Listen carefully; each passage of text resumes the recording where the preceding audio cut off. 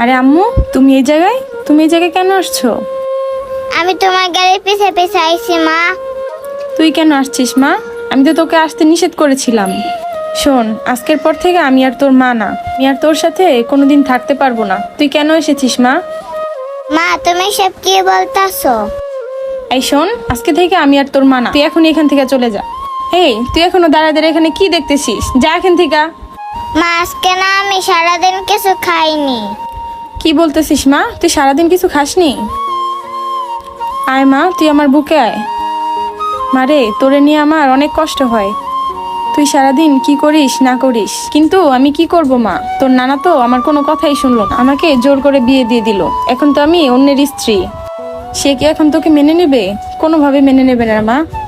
শোন মা, তুই একটা কাজ কর, তুই এখান থেকে বের হয়ে যা। আমি তোকে মাঝে মধ্যে লুকিয়ে লুকিয়ে দেখে আসবো, তোকে অনেক মজা কিনে দিয়ে আসবো, খাবার কিনে দিয়ে আসবো। তুই এখন এখান থেকে চলে যা মা।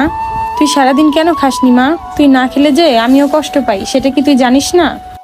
শোন মা, শুধু শুধু তুই পাগলামি করিস, তুই এখান থেকে চলে যা। আরে, তোর মনে হয় নতুন বাবা চলে আসছে। তুই একটা কাজ কর, আমি তোকে পর্দার আড়ালে লুকিয়ে রাখি, তুই এখানে চুপ করে থাক। সোনা মা আমার, কোনো কথা বলবি না, চুপচাপ এখানে দাঁড়িয়ে থাকবি। আল্লাহই জানে আজকে কি ধরা খেয়ে যাব নাকি। যাই হোক, দরজাটা খুলে দিই। কি ব্যাপার, দরজা খুলতে এত দেরি হলো কেন? না, কিছু না, আসেন।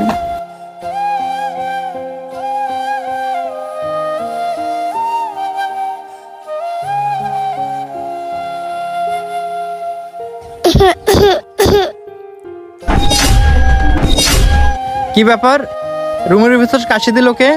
দেখছো আমার বন্ধুরা কত ফাজে।